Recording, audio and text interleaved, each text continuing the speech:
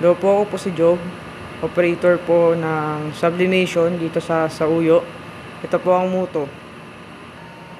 Dito po ang printer head area,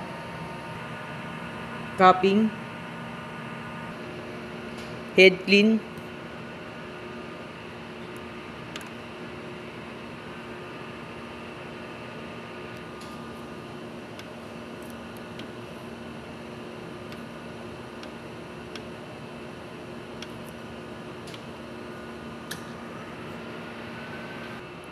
nozzle test,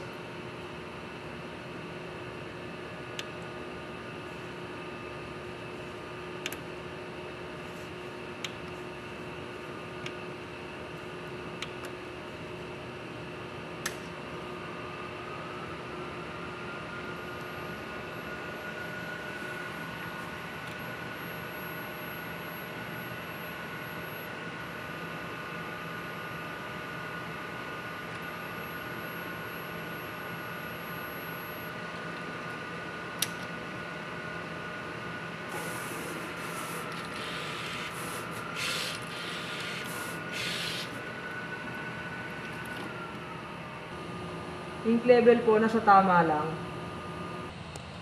AVR, bali sa properties niya po, ito po.